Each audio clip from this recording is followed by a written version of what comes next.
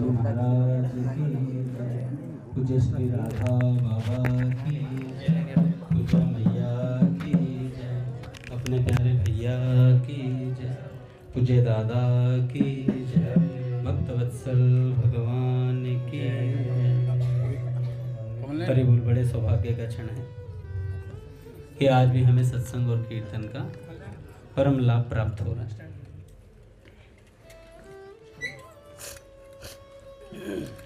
पहले भाई जी के कुछ विचार पढ़ लेते हैं, उसके बाद एक भक्त चरित्र।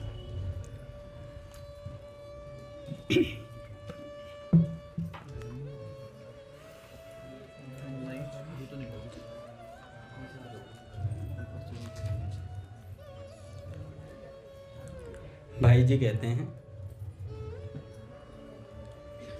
भगवान के भजन का सबसे सरल तरीका क्या है?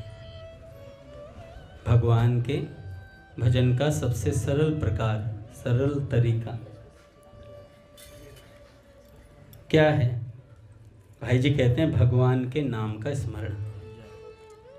नाम का जप। स्मरण न हो सके तो जीभ से ही निरंतर भगवान के नाम लेने का अभ्यास करें। नाम जप के द्वारा असंभव संभव होता है। नाम जप के द्वारा असंभव संभव होता है।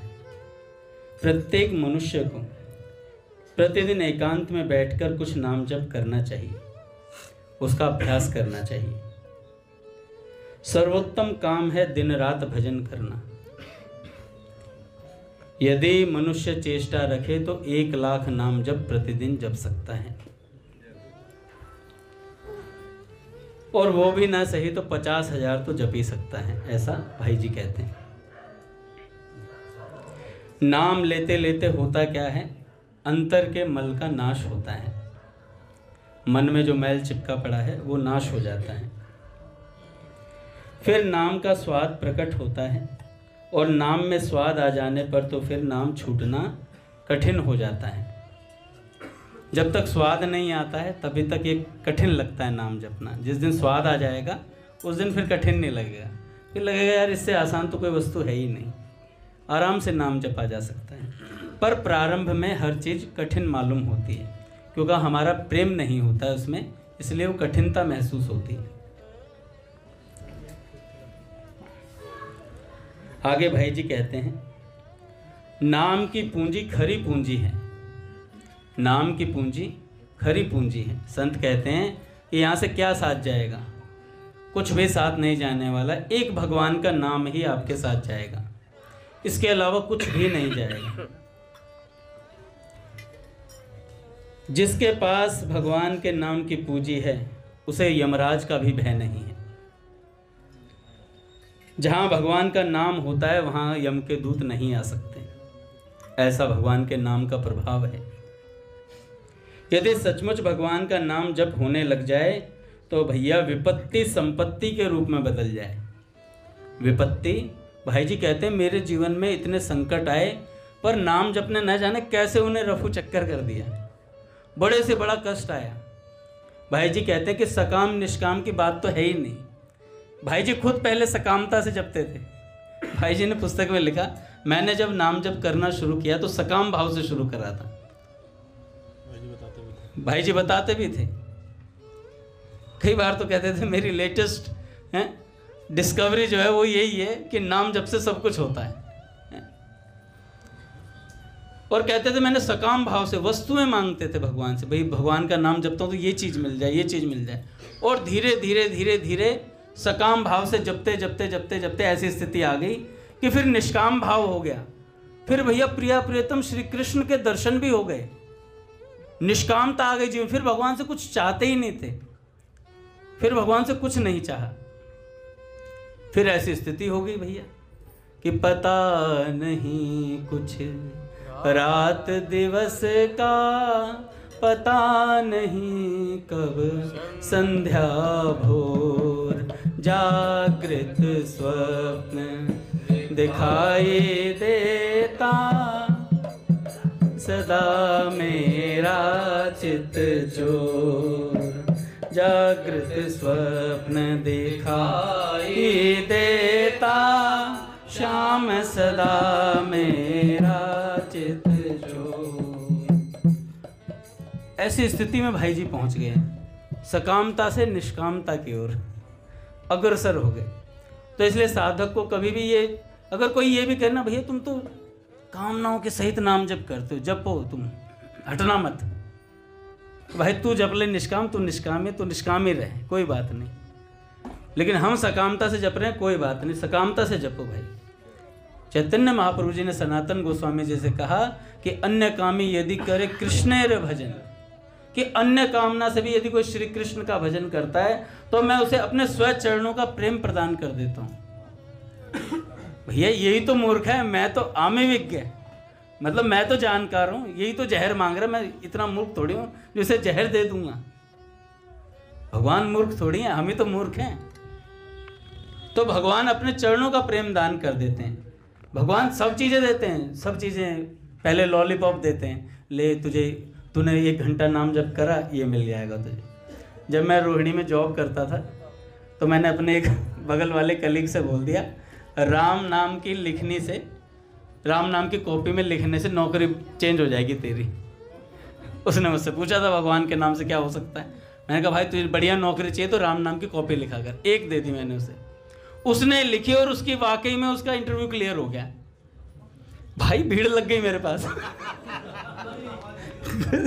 मैंने कॉपियां बांट दी और कैमरे में बॉस ने देख लिया था, तो मैंने 6 महीने कॉपियां बांटी, सबने लिखनी शुरू कर दी।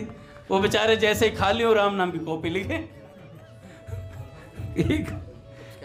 उसके बाद सर मैडम ने मेरे को बुलाया, जो मालकिन थी, कह रही अमित आपको जाना पड़ेगा, यहाँ वायरस फैला रहे हो, तुम्हारी कॉपी भर गई, अब तुम्हारी नौकरी भी लग गई।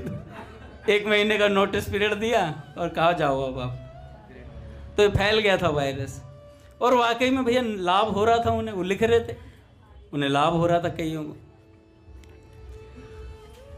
तो प्रारंभ में सकामता से ही जपना चाहिए, कोई दिक्कत नहीं है इसमें। भाव को भाव अनख आलस हूँ, कैसे ही जपो, भगवान का नाम मंगल ही करता है।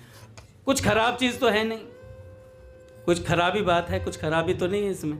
राम का नाम लिया करेंगे, बस इसी भाव से ले लो।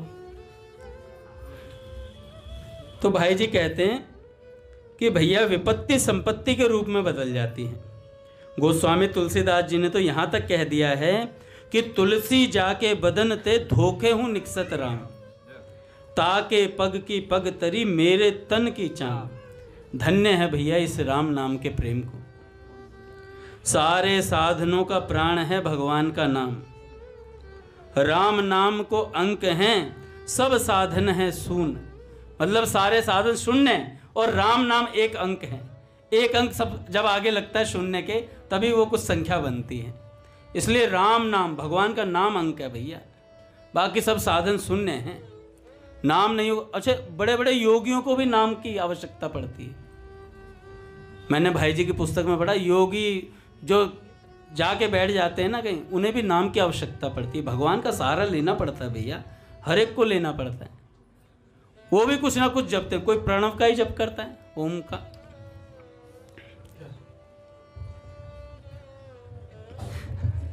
तो प्रणव का जप करता है। अब क्या हुआ कि मैं उषा दीदी की एक बात याद आ गई मुझे बहुत अच्छी। आगे आगे हो जाए महाराज।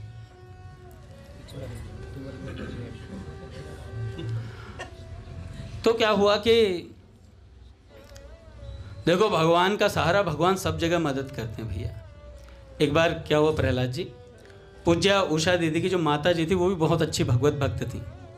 वो बीमार पड़ गई तो उनकी स्थिति ऐसी हो गई जैसे अब जाएंगी। तो उषा दीदी अंबाला से वृंदावन आ रही थी, बार बार उनका आना जाना होता रहता था, स्थायी रूप से नहीं स्थित हुई थी अभी आने के। तो अंबाला जाती रहती थी क्योंकि वहाँ बहुत सारे साधक थे। तो एक बार क्या हुआ काका कि वो ट्रेन से आ रही थी, ट्रेन से आते वक्त उनके मन में बड़ी चिंता हो गई माँ की, क्योंकि भैया संबंध तो था ही, और इतनी उच्च कोटि की साधिका जो भगवत लीला चिंतन में प्रवेश कर चुकी, उनके मन में ऐसी स्थिति होना। तो उन्होंने श्री कृष्ण से कह दिया कि मेरी तो आसक्ति अभी माँ में है, मैं कैसे भजन करूँगी, और मैं वृंदावन आ गई हूँ, मुझे कौन संभालेगा। ऐसी चिंता हुई उनके मन में। और जैसे ही चिंता हुई तो ट्रेन की खिड़की से देखती हैं वृक्ष पर श्याम सुंदर झूल रहे हैं और भैया उनका पटका लहरा रहा है और भगवान यूँ झूलते हुए कह रहे हैं, अरे मेरे सहारे रहेगी वृंदावन में, तू चिंता मत कर, मेरे सहारे। तो दीदी कहने लगी, उषा दीदी, कि मेरा पूरा रास्ता ऐसे कट गया, पता ही नहीं चला, बस वही वृक्ष याद आता रहा, वो लटके हुए हैं, उनका पीताम्बर फहरा रहा है, जुल्फें लहरा रही हैं और कह रहे हैं मेरे सहारे, मेरे सहारे। तो ये भगवान का सहारा, भगवान साधकों की मदद करते हैं भैया, कोई चले तो सही उनकी तरफ। जो तू धावे एक पद, मैं धाऊं पग 60, ऐसी स्थिति है भैया। उनकी माताजी भी भगवत धाम गई थी, उनके पिताजी को तो आपने सुना ही था, मैंने बताया था। भगवान ने बोला उषा को ज़्यादा मत बोला करो, ये रात में जितना भजन करे करने दो, जागने दो इसे, ये मेरा चिंतन करती है, मेरे बारे में बताती है, लोगों को सत्संग करती है, तो इसका पोषण हो जाता है, इसकी नींद भी पूरी हो जाती है, इसका स्वास्थ्य भी ठीक हो जाता है। ऐसी बात भगवान ने बोली उनके पिताजी से। तब रोने लगे, कहने लगे तेरे लिए भगवान मुझसे कुछ कहते हैं, बता। ऐसा भगवान से सामिप्य था।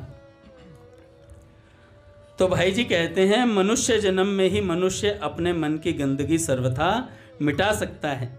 वह मनुष्य जन्म हम लोगों को प्राप्त है। भगवान नाम रूपी अग्नि से मन की सारी गंदगी को जला डालिए। भैया नाम चिंतामणि ही श्री कृष्ण है। वह चैतन्य रस विग्रह है, पूर्ण पवित्र और नित्य मुक्त है। नाम और नामी दोनों अभिन्न हैं। जो सचमुच नाम का आश्रय ले लेता है वही भाग्यवान है, वही सुखी है और वही सच्चा साधक है, और वही सच्चा साधक है। ये भाई जी के आज के विचार। देखो संतों का जो ये प्रहार है ना, ये प्रहार जो होता है, काका उस दिन कह रहे थे कि ये बोलना ज़रूरी है। इससे क्या होता है, हमारे शरीर को पोषण मिलता है, हमें बढ़ने की वृत्ति जो है ना, भीतर एक आग लगती है कि हाँ यार भगवान की प्राप्ति करनी चाहिए। एक भक्त हुई भक्तिमती फूलीबाई जी, राजस्थान की भक्त थी। महाराजा जसवंत सिंह अपने समय के सर्वाधिक प्रतापशाली हिंदू राजा थे उस समय। वे उच्च कोटि के साहित्यकार भी थे और तत्वज्ञानी भी थे। एक तरीके से समझ लो राज ऋषि जैसी उनकी स्थिति थी। भगवान के तत्व को अच्छे से जानते थे, पहचानते थे। उन्हीं के शासन काल में फूलीबाई की साधना फलीभूत हुई। फूलीबाई जो थी एक जाट परिवार की थी और किसान की कन्या थी। भैया जाट भजो गुजर भजो और भजो अहीर, तुलसी हरि के नाम में सब काहू की सीर। यहाँ पे सबका हिस्सा है भैया। तो फूलीबाई एक किसान की कन्या थी, मारवाड़ के एक छोटे से गांव में जन्मी थी। नाना के घर वे रहती थी हमेशा। गांव का नाम था मांझवास। एक बार देख लें भैया, जिसकी बाइक है हटा लें, एक बार देख लो भैया। हरि बोल। तो जो फूलीबाई थी वो अपने नाना के घर रहती थी। उसका अधिकांश समय खेतों में बीतता था, खेतों में ही घूमती रहती थी। बाह्य जगत की चकाचौंध से अलग थी, क्योंकि खेतों में ज़्यादातर उसका रहना होता था और उसको विषय के वातावरण ने कभी छुआ भी नहीं था। ऐसी थी फूलीबाई। पट खुलेंगे महाराज। श्री राम जय राम जय जय राम,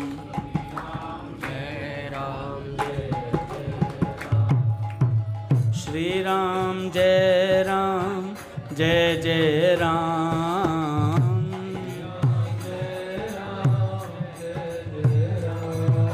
श्री राम जय राम जय जय राम,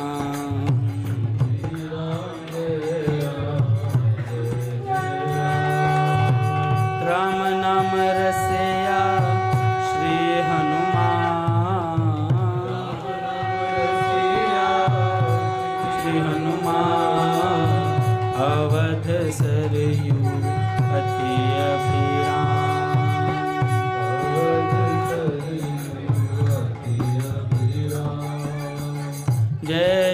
श्यामा जय जय श्याम,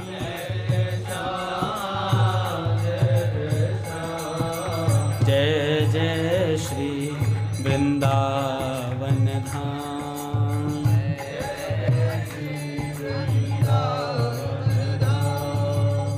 जय जय श्री वृंदावन धाम।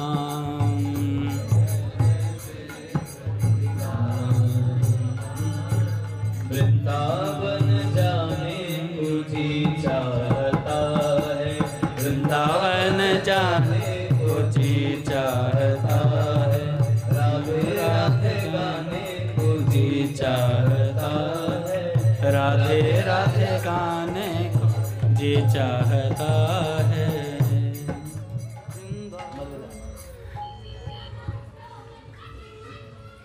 बोली राधा माधव सरकार की जय।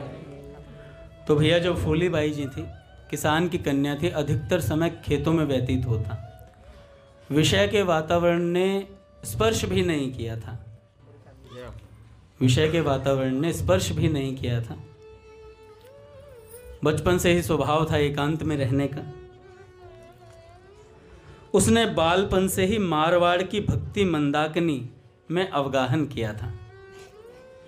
बालापन से ही उन्हें मीराबाई जी की एक पंक्ति बहुत अच्छी लगती थी कि मेरे तो गिरधर गोपाल दूसरो न कोई, जाके सिर मोर मुकुट मेरो पति सोई।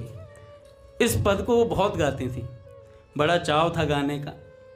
अच्छा, मेरे तो गिरधर गोपाल ये तो सब कह देते हैं, पर दूसरों ना कोई, यहाँ पे चिंता होती है साधक को, भाई और भी तो लोग हैं। यहाँ पे साधक हड़बड़ा जाता है, वो सोचता है यार कैसे छोड़ूंगा आसक्तियों को। छोड़ना नहीं है, उन्हें प्रभु के चरणों में जोड़ना है, छोड़ना नहीं है। प्रभु के सबके ममता ताग बटोरी, कैसे था, और भगवान राम जी के चरणों में उस डोरी को बांध दो, सारी ममता को समेट कर एक धागा बट लो और उसे राम जी के चरणों में बांध दो, तो आसक्ति ना छूटे। तो उस आसक्ति को मलुपीठ सरकार ने कहा था, उस आसक्ति को भगवान की तरफ मोड़ देना चाहिए। और ये मोड़ने का कार्य संत करते हैं। संत बताते हैं भैया इस आसक्ति को कहाँ लगाना है। तो मेरे तो गिरधर गोपाल दूसरों न कोई, ये पंक्ति गा गा के फूली बाई जी अपना जीवन भक्ति में करती हुई चल रही थी। इसे गाते गाते वह भाव उन्मत्त हो जाती थी, देह गेह की सुध भूल जाती थी, उसका सारा शरीर रोमांचित हो जाता था और वह एक अलौकिक भाव राज्य में प्रवेश कर जाती।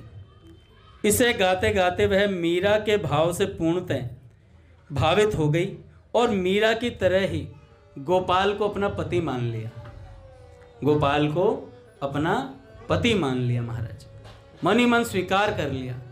भैया जहाँ ये स्वीकृति हो जाती है ना कि भगवान मेरे हैं, भगवान मेरे निज हैं, वहाँ सारा काम हो जाता है। वहाँ बुलाना नहीं पड़ता कि सत्संग में आओ, वहाँ ना बुलाना पड़ता कि कीर्तन में आओ, वहाँ स्वतः साधक के चरण उठते चले जाते हैं भगवान की तरफ, क्योंकि भगवान से अपनापन हो जाता है।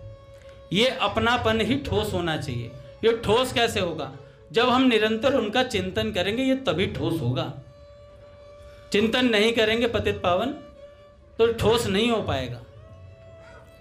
ये तभी ठोस होगा जब हम भगवान का चिंतन करेंगे ज़्यादा से ज़्यादा। तो भावों में रहने लगी, रोमांचित होने लगा शरीर, निरंतर कीर्तन करती, सत्संग सुनती और भैया निद्रा में भी भगवान को पाने के स्वप्न देखने लगी। भाई जी कहते हैं भय और प्रलोभन दो चीज साधक को सबसे पहले पकड़ती हैं। जब भगवत मार्ग में लगता है ना, भगवान की तरफ बढ़ता है साधक, तो प्रलोभन आते हैं बहुत सारे। कई प्रतिष्ठा का प्रलोभन भी आता है। पूज्य प्राची दीदी ने कहा था कि हमारा पतन कराने के लिए कोई बाहर से नहीं आएगा। साधक पुरुषों का पतन साधक स्त्रियां कर देंगे, साधक स्त्रियों का पतन साधक पुरुष कर देंगे, कोई बाहर से नहीं आएगा, क्योंकि हमारा संसार ही इसमें सिमटा पड़ा। इसलिए बहुत सावधान होने की आवश्यकता है, बहुत सावधानी से जीवन व्यतीत करने की आवश्यकता है। मन को बार बार सत्संग के चांटे मारो भैया, बार बार समझाओ इसे, बार बार नियत करो, एक तरफ लक्ष्य की तरफ इसे बढ़ाते चलो, तभी काम बनेगा। नहीं तो यहाँ पर भैया माया पिशाचिनी घूम रही है, भयंकर से सात्विक। बाबा कहते हैं, पूज्य राधा बाबा कहते हैं कि सात्विक प्रलोभन भी आते हैं, ये कर लो, ये कर लो, ये कर लो। कई लोग तो आज की बात, एक सज्जन कहने लगे, मुझे तो आप ही राधा बाबा लगते हो। मैंने कहा भाई रुक जा थोड़ी देर, कंट्रोल योर इमोशंस। मैं कहा मैं अंगद साधारण इंसान नहीं बन पा रहा हूँ, तो मुझे बाबा बनाने की तरफ अग्रसर कर रहा है। अच्छा, लोग हमें कहें तो कोई तकलीफ नहीं, लेकिन अगर हमने मान बैठा, अगर मैं बैठ गया उस सिंहासन पे चल के, मेरे मन ने स्वीकार कर लिया, हाँ भाई तू बहुत बड़ा संत है, वहाँ पतन है साधक का, वहाँ जय सिया राम हो जाता है, वहीं पता चल जाता। फिर पद को पाने के बाद किसको अभिमान नहीं हुआ, सबको अभिमान हो जाता है। लेकिन जो राम जी के पद से चिपका रहता उसे अभिमान नहीं होता है? प्रभुता जिसे मिलती है, जिसे एक बार ठाकुर बना दो तो नशा होता भी है ठाकुर बनने का। सच बता रहा हूँ काका, ये अलग ही नशा होता है। अगर किसी को कोई तारीफ कर दे तो बस फिर वो पहाड़ पे ही रहता है, नीचे नहीं उतर पाता है। इसलिए भैया प्रशंसा भी ज़्यादा अच्छी नहीं लगनी, सुनो ही मत, और सुनने भी पड़ जाए तो मन में पता लग जाता अपने आप को, भैया हम कितने पानी में हैं, कितने पानी में हैं, ये पता चल जाता है। इसलिए पानी में ही रहें, ऊपर ना हो जाता। तो भैया जो फूली बाई जी थी, निरंतर भगवत चिंतन करती और भगवान को पाने के लिए निरंतर रुदन करती, कीर्तन में मदमस्त हो जाती। उसने सुना था गिरधारी को पति रूप में वर्ण करने के लिए गुरु की आवश्यकता होती है। एक पुरोहित तो चाहिए जो भैया विवाह करवाए, फेरे करवाए, हमारे भगवान से गठजोड़ा करवा दे। आओ मेरी सखियों मुझे मेहंदी लगा दो, मुझे श्याम सुंदर की दुल्हन बना दो। तो वह गिरधारी से उसका गठबंधन करा सकता था। कौन? गुरु, पुरोहित करा सकता था। वह गुरु के लिए उत्कंठित रहने लगी। अंतर्यामी प्रभु ने उसकी मनोकामना पूर्ण की। एक दिन जब वह खेत की ओर जा रही थी, अपने नाना के लिए भोजन लेकर के खेत में जा रही थी, वहीं पर महाराज भंडाणा गांव के प्रसिद्ध संत ज्ञानी जी, भंडाणा नाम का एक गांव है, वहां पर एक प्रसिद्ध संत हुए ज्ञानी जी। ज्ञानी जी की सूक्ष्म दृष्टि के सामने फूली बाई जी पड़ी और वे समझ गए कि भैया ये कोई प्रेमी भक्त है। अंतर की बात ज्ञानी जी ने जान ली और वे उस पर कृपा करने के उद्देश्य से बोले, फूली बाई मैं भूखा हूं, मुझे कुछ भोजन कराओ। देखो, जहां चाह होती है वहां राह होती है। कई लोग कहते हैं हमें गुरुजी मिल नहीं रहे, हमें तो गुरु बनाना है। तो स्वामी जी कहते हैं जो बनता है ना वो बिगड़ता जरूर है। तो इसलिए गुरु बनाए नहीं जाते, गुरु होते ही हैं पहले से। जब हम नाम जपना, जहाँ हैं हम वहीं उसी स्थिति से भगवान का नाम जपना शुरू करेंगे तो भगवान गुरु की व्यवस्था वहीं पहुंचा देंगे आप तक। आपके गुरु जो हैं वो आप तक पहुंच जाएंगे। जबरदस्ती गुरु बनाओगे तो किसी दिन दोष दृष्टि कर लोगे और फिर उससे पतन हो जाएगा आपका, गुरु अपराध भी हो जाएगा। इसलिए जो बनेगा वो बिगड़ेगा अवश्य। बनाओ मत, गुरु होते ही हैं। आप नाम जप करना शुरू करो, भगवान संकेत दे देते हैं कि भैया फलाने गुरु हैं तुम्हारे, वो पहुंचा देते हैं भगवान गुरु अपने आप। रावण की लंका में विभीषण राम नाम जपता था केवल, हनुमान जी को पहुंचाया राम जी ने, हनुमान जी को पहुंचाया राम जी ने। दादा प्रणाम। तो भैया नाम जप करते रहो, गुरु अपने आप पहुंच जाएंगे। तो फूली बाई के सामने ज्ञानी जी पहुंचे और ज्ञानी जी ने कहा मुझे प्रसाद पवाओ। फूली बाई ने भोजन ज्ञानी जी के सामने रखकर श्रद्धा पूर्वक सिर झुका दिया। और जब सिर झुकाया तो ज्ञानी जी ने कहा कि बेटी मैं तुम्हें राम नाम का उपदेश देना चाहता हूँ। और उन्होंने कान में राम नाम का मंत्र दिया, और राम नाम दिया तो ज्ञानी जी को उन्होंने अपना गुरु मान लिया। उनकी बताई विधि के अनुसार राम नाम जपना शुरू कर दिया। देखो भैया, देखते जाना कैसी स्थिति हो गई। नाम जपत ऐसी दशा, नाम जपत कैसी दशा हो गई। अब देखना, रोम रोम से नाम निकलते हैं कि प्रेम जब अनंत हो गया, रोम रोम संत हो गया। जब प्रेम अनंत हो जाता है तो रोम रोम संत हो जाता है। फूलीबाई अब विवाह के योग्य हो गई। राम नाम जपती थी, गुरुजी ने दिया, विवाह के योग्य हुई। नाना उसके लिए योग्य वर की खोज करने लगे, पर भैया उसकी तो विवाह में रुचि ही नहीं थी। पूज्य बाबा कहते हैं अभी तो हम उछल उछल के कूदना चाहते हैं इस प्रपंच में, अभी तो हम उछल उछल करके समाज में इस बाजार में कूद जाना चाहते हैं। पूज्य बाबा कहते हैं अभी हमारी स्थिति वैसी हुई ही नहीं है। और यहाँ फूलीबाई जी देखो, साफ मना कर दिया अपने नाना जी से कि मैं विवाह नहीं करूंगी। तो नाना जी ने समझाने का प्रयास किया, लेकिन समझे तो तब ना, उसके मन में तो एक ही बात थी कि मेरे तो गिरधर गोपाल दूसरो न कोई, जाके सिर मोर मुकुट मेरो पति सोई।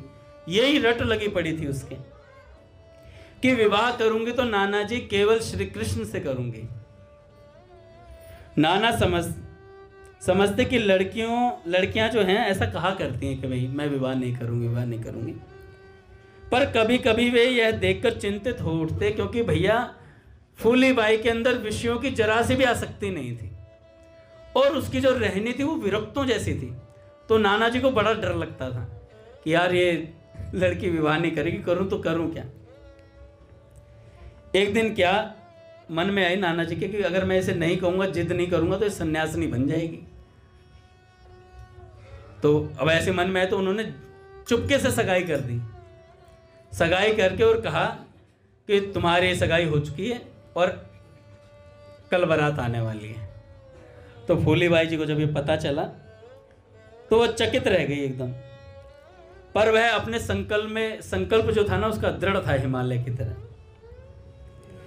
उसने कह दिया चाहे जो हो जाए मैं विवाह नहीं करूंगी, चाहे जो हो जाए मैं विवाह नहीं करूंगी।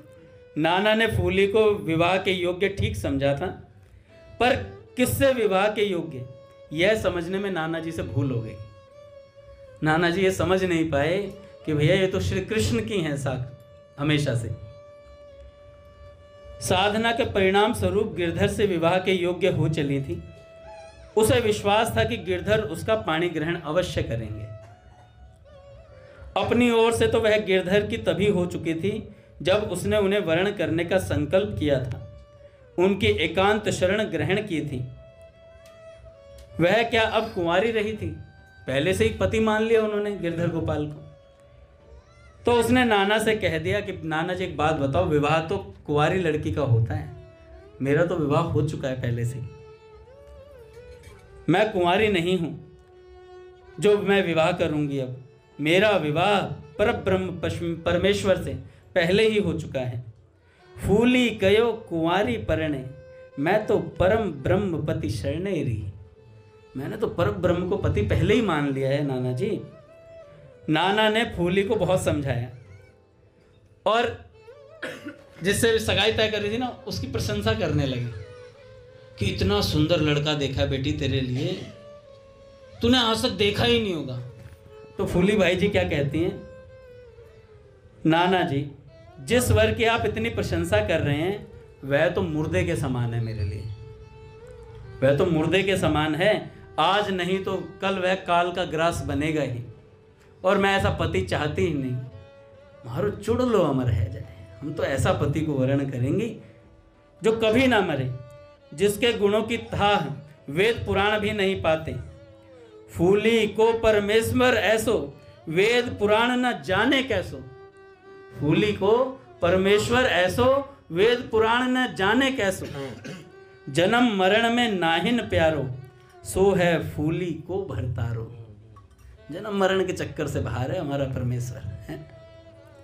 फूली की हिमालय की सी दृढ़ता के आगे नाना को झुकना पड़ा। बारात को वापस लौटा दिया। बारात वापस लौट गई। फूली के दृढ़ संकल्प, संपूर्ण समर्पण और विशुद्ध नैतिक प्रेम से भगवान को भी झुकना पड़ा। उन्हें सच्चे पति के रूप में उस पर कृपा करने में देर न लगी। वह पति रूप में उन्हें प्राप्त करके धन्य हुई। भगवान ने वर्ण कर लिया महाराज उसका, फूली का। अब उसके लिए उनके स्मरण, चिंतन, गान, कीर्तन के सिवा कोई काम ही नहीं रहा। अब भैया विवाह हुआ नहीं, भगवान ने स्वीकार कर लिया, शरीर अभी है यहीं पर, तो क्या करती थी पूरा दिन? समय बिताने के लिए करना है कुछ काम, शुरू करें अंताक्षरी लेके प्रभु का नाम। तो कौन सी अंताक्षरी? नाम कीर्तन की अंताक्षरी भैया, सत्संग की अंताक्षरी चलती। पूरा दिन कीर्तन सत्संग यही चलता रहता। और भैया वे उसके हृदय सरोवर में फूटे वाणी रूप निर्झर बन के खूब गाती थी महाराज। एक बार उसके सत्संग से प्रभावित होकर संतों की एक टोली घूमते फिरते काबुल पहुंची थी। उस समय सारा एक उधर था, तो काबुल पहुंची संतों की टोली। वहीं पर राजा जसवंत सिंह भी पहुंचे थे। भारत के एक हिंदू राणा, मतलब राजा थे ये, बहुत मैंने प्रारंभ में बताया। तो ये जब संतों की टोली में गए तो सत्संग का बड़ा शौक था, तत्वज्ञानी पुरुष थे, तो संतों का संग करते थे। तो काबुल में जब गए तो वहाँ पर संतों की टोली के मध्य संतों ने इनसे चर्चा कर दी फूलीबाई जी की। संत उनसे, राजा से, राजा जसवंत सिंह जी ने निश्चय किया, यार क्यों ना मैं भी उनका सत्संग जाकर के सुनूं, फूलीबाई जी का। अब राजा जब वहां से वापस लौट रहा था तो वो राजस्थान से होता हुआ निकला,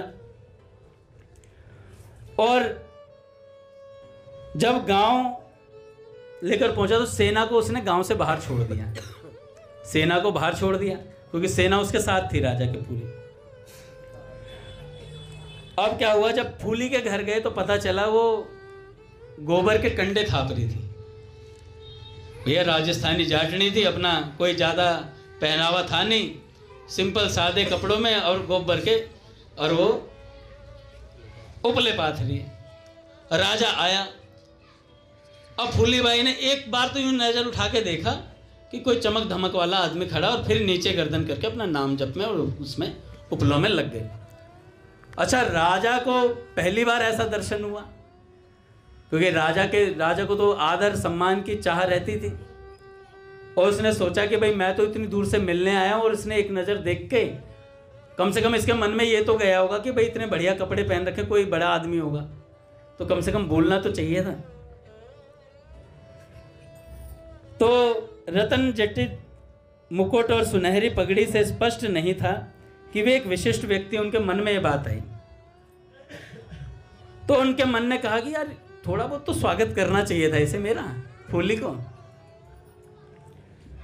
यद्यपि वह उपले थाप रही थी, उसके मानस पटल पर राजाओं के राजा, उसके प्राणपति विराजित थे। उसे क्या चिंता थी? और महाराजा जसवंत सिंह का रूप क्या उनसे भी अधिक भव्य था? भैया श्री कृष्ण से भव्य थोड़ी है राजा, उसने तो श्री कृष्ण को देखा था। तो उपले थापते थापते एक गोबर का जो जैसे थापा, तो गोबर का तो उछल के थोड़ा सा उसके कपड़ों पे गिर गया, छींट गिरी, और जैसे छींट गिरी तो राजा तो ये बौखला गया, हमारे कपड़े गंदे कर दिए। नर कपड़न को डरत है, नरक पड़न को नाय। नर अपने कपड़ों के लिए डरता है, लेकिन नरक में गिरने से नहीं डरता, बताओ। तो राजा के मन में बड़ा गुस्सा आया, पर जो भी हो राजा कड़वा घूंट पी गया। और जब वस्त्रों पर यह पड़ा तो फूली ने यह देखा, पर देखकर भी अनदेखा कर दिया फूली ने कि कपड़ों पर कुछ गिर गया। जैसे कुछ हुआ ही नहीं ऐसा व्यवहार किया फूली ने। महाराजा का रजोगुण एकदम प्रभावी, मतलब मन में रजोगुण जागा बहुत ज्यादा, और वे घूर कर देखने लगे फूली को कि मेरे ऊपर गोबर गिरा दिया और फिर भी इसे बिल्कुल भी ध्यान नहीं है। जैसे वे उससे कह रहे हों, आंखों ही आंखों से बोल दिया। आंखों आंखों से कैसे बोला जाता? भैया ने एक बार कथा सुनाई थी तोते वाली, एक सेठ जी का तोता था, बहुत गाली देता था। एक सेठ जी रोज़ जाते, सेठ जी को रोज़ गालियाँ मिलती थी। तो एक दिन सेठ जी को गुस्सा आया, सेठ जी ने उसके घर के मालिक से, आगे आगे हो जाए महाराज, थोड़ा थोड़ा हो जाए महाराज, आगे जितने भी है बना लो थोड़ी सी। तो क्या हुआ कि वो जो तोता था वो रोज गाली देता था। उसने जाके, उस आदमी ने अंदर गया और जाकर शिकायत कर दी, भाई अपने तोते को समझा लो, गाली बहुत देता है। तो उसने तोते को डांट दिया। और अगले दिन जब वो सज्जन निकलने लगे तो सेठ भी देख रहा तोते की तरफ, तोता भी सेठ की तरफ देख रहा है। घूरम घूरा चल रही है, एक दूसरे को घूर रहे पैनी नजर से। बस चले तो लेजर लाइट बन जाए नेत्र। और महाराज देखा देखी जा रहे हैं और कुछ नहीं कह रहा तोता, सेठ जी भी यूं ही देखते जा रहे हैं। और गली के कोने तक पहुंचे तो सेठ जी यूं ही देख रहे थे तिरछी नजरों से। तो जैसे ही जाने को हुए तो तोते ने कहा, समझ तो गया ही होगा समझ तो गया ही होगा। तो भैया, तो फूली बाई जी को लगा कि ये मुझसे कुछ कहना चाहते हैं नेत्रों नेत्रों में। और शब्द थे कि तू बड़ी असभ्य और निर्लज है, राजा को देखकर भी तूने उसका यथोचित सत्कार नहीं किया। मैं तो महाराजा होकर तेरे यहाँ समाज करने के लिए आया था। समाज का अर्थ होता है संतों की भाषा में सत्संग के लिए आया था। तूने मेरी ओर देखा भी नहीं, आदर भी नहीं किया और उल्टा गोबर के छींट डाल दी। मेरे वस्त्र बिगाड़े और मेरा अपमान किया है तूने। ये बहुत बड़ी दिक्कत है, अपमान बहुत बड़ी जल्दी हो जाता है। बड़े बड़े साधकों को, तत्वज्ञों को देखा है। एक बार एक मंच पे देखा था मैंने, एक संत क्या पता नहीं कौन थे, जो भी थे, उसके लिए गए थे हम, गोपाष्टमी के लिए दिल्ली में गए थे। एक संत नाराज होकर भग गए, उन्हें आसन नहीं दिया किसी ने, गुस्से में ही मैं जा रहा हूँ बस ताड़ फैड़। और वहीं देख रहा था ऐसे संत भी थे जो सब संतों के सिरमौर होते हुए और नीचे बैठे थे, नीचे बैठे थे। वो अपने मलुक पीठ सरकार थे जो नीचे बैठे, सब संतों से महाराज सिरमौर हैं और फिर भी नीचे बैठे थे आसन लगा के। तो ऐसा बड़ी मुश्किल से होता है महाराज। बात भक्तमाल की करें और फिर चप्पलों में बैठने से डर जाएं, फिर मन में यह आ जाए, मान लो मंथन प्रभु बहुत शास्त्रों के ज्ञाता हैं, मैंने इनसे कुछ कह दिया, कल को ये नाराज हो जाएं, कैसे चलेगा? ये नाराजगी का कीड़ा जा नहीं रहा है, सबके, मेरे भीतर भी है। कल को दादा मुझे कुछ कह दें कि अंगद जी सत्संग में आप थोड़ा तमीज़ से बोला करो, मैं कहूँगा दादा मैं डेली सत्संग बोलता हूँ, ज़्यादा आपने मुझसे ऐसी बात बोल दी। भीतर काला कुत्ता जाग गया, तुरंत चप्पल पड़ती है संत की, फिर मर जाता है काला कुत्ता। पूछे भैया आ गए महाराज। कल कंटिन्यू करेंगे महाराज फूली बाई जी के चरित्र। श्री राम जय राम, जय जय राम।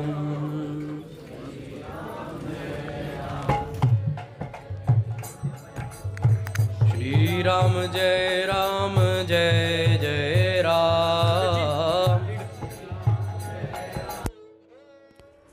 फूली बाई से महाराज कहते हैं कि मैं तो महाराजा होकर आया तेरे घर, तेरे साथ समाज करने, समाज अर्थात सत्संग करने। तूने मेरी ओर देखा भी नहीं, मेरा अनादर किया, उल्टा गोबर का छींटा डाल मेरे वस्त्र बिगाड़े और मेरा अपमान किया। फूली को यह समझते देर न लगी। उसने कहा, रजोगुण तो नहीं गयो, आयो करण समाज। ऊंचो पीछो कहा करे, निहचल कर ले मन। झुग्गो सिर की पागड़ी, माटी मिलसी तन। माटी सूही उपजयो, फिर माटी हो जाए। फूली कहे, राजा सुनो, कर ल्यो भजन उपाय। स्वान काग जम्बुक मखें, जल बल होसी खेह। ऐसी गंदी देह को ऊंचो करियो केह। फूलीबाई ने कहा, तुम्हारा रजोगुण तो गया नहीं, राजत्व का अभिमान नहीं गया, अभी भी पूरा बना हुआ है, और आए हो मेरे साथ सत्संग करने। ऊंच नीच का भाव हृदय से दूर कर मन को स्थिर करो और यह निश्चित रूप से जान लो कि तुम्हारा राजत्व के चिन्ह, चोगा, मुकुट आदि और तुम्हारा शरीर सब कुछ एक दिन मिट्टी में मिल जाएगा। तुम भी मिट्टी से उपजे हो और मिट्टी में मिल जाओगे। यदि विनाश से बचना चाहते हो तो भजन करो, दूसरा कोई उपाय नहीं। यह शरीर तो एक दिन जलकर राख हो जाएगा, या इसे कुत्ते, कोए या सियार खा जाएंगे। ऐसी देह को इतना साज संभाल, एक गोबर का छींटा पड़ जाने पर इतना गुस्सा, इतना रोष। तत्वज्ञान की यह बातें तत्ववेत्ता महाराजा के लिए नई नहीं थी। उन्होंने स्वयं अपने ग्रंथों में कितनी बार इनका उल्लेख किया था, पर उनके अपने हृदय को इन्होंने कभी उतना स्पर्श नहीं किया था जितना अब, जब इन्हीं को अनुभवी संत फूलीबाई के मुख से चेतावनी के रूप में उन्होंने सुना। उसके मुख से निकले प्रत्येक शब्द में जैसी शक्ति थी, वैसी किसी प्राकृत शब्द में हो सकती ही नहीं। इसकी उन्होंने कभी कल्पना भी नहीं की थी। फूलीबाई के शब्द तीर की तरह राजा के मर्म स्थल में जा चुभे। वे जैसे सोते से जाग पड़े हों। उन्होंने विनम्रता पूर्वक कहा, फूली बहन, तुमने मेरा बड़ा उपकार किया। मुझे और भी तुमसे बहुत कुछ लेना है। मैंने आज से तुम्हें अपनी धर्म बहन बनाया। कहने के साथ ही उन्होंने 5 स्वर्ण मुद्राएं उनके सामने निकाल कर रख दी। महाराजा का विनम्र भाव देख फूलीबाई के भी भाव में परिवर्तन हुआ। उसने सोचा कि वे उपेक्षा नहीं, स्नेह के पात्र हैं। स्वर्ण मुद्राओं की ओर देखते हुए उसने कहा, महाराज, यह सब कुछ नहीं, मेरा आपका तो भक्ति का संबंध है। भक्ति के संबंध से मैं आपकी बहन हूँ। आप मेरे घर आए हैं, मेरा आतिथ्य स्वीकार करें।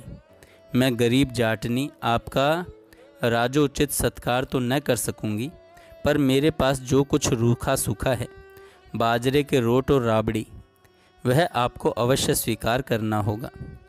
दोए दोए डबरा राबड़ी, दोए दोए बाजरे के रोट राज, रुच रुच जीमो प्रीत सु, घर फूली के आज। महाराजा उसका प्रेमपूर्ण आग्रह न टाल सके। उसने उनके लिए आसन बिछाया। वे उस पर बैठ गए। तब बोली, आपके साथ जो सैन्य सामंत हैं उन्हें भी भोजन के लिए बुला लें। वे क्या यहाँ से भूखे चले जाएंगे? महाराजा विस्फारित नेत्रों से उसकी ओर देखने लगे। वे कुछ कह सकें उसके पूर्व वह बोली, हाँ, आप चिंता न करें, मेरे पास तो कुछ नहीं, पर प्रभु के भंडार में कमी नहीं, वे सब पूरा करेंगे। फूली ने जिस विश्वास के साथ यह बात कही, उसे देख महाराजा चकित रह गए। उन्होंने समझ लिया कि कोई चमत्कारिक घटना घटेगी। सेना को इशारा कर उन्होंने निकट बुला लिया। सैनिक सब पंक्ति बांधकर भोजन के लिए बैठ गए। सैनिक समझ रहे थे कि जाटनी उनका उपहास कर रही है। वह क्या इतने सैनिकों को भोजन करा पाएगी? सबके लिए भोजन बिना किसी प्रकार की पूर्व योजना और तैयारी के आएगा कहाँ से और कैसे आएगा? और आ भी गया तो इतने लोगों को अकेली जाटनी भोजन कराएगी कैसे? गांव के लोग उन्हें देख पहले ही भयभीत थे। वे निकट आने का साहस नहीं कर रहे थे। फूली ने भी सेवा में हाथ बटाने के लिए अनुरोध नहीं किया था। महाराजा और सैनिक सभी चकित और विस्मित काष्ठ पुतलिकाओं की तरह बैठे सोच रहे थे कि न जाने कैसे क्या होगा। देखते देखते फूली के घर से निकल पड़ी उतनी ही फूलीबाई जितने जीमने वाले लोग थे। प्रत्येक फूली के हाथ में परोसे से भरी पत्तल थी। प्रत्येक एक एक आदमी को पत्तल परोस रही थी। राजा जसवंत मुड़ मुड़कर चारों ओर देख रहे थे। वे मन ही मन कह रहे थे, सच है, साधु की लाज भगवान अवश्य रखते हैं। वे उसकी हंसी नहीं होने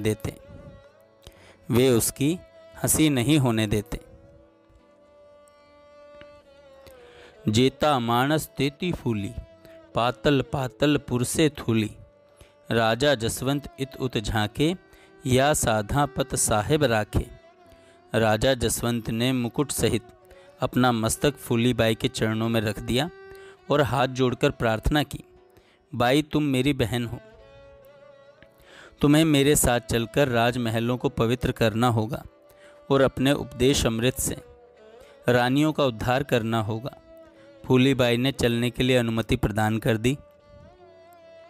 राजा ने प्रसन्न हो कुछ सैनिकों को पहले भेज दिया।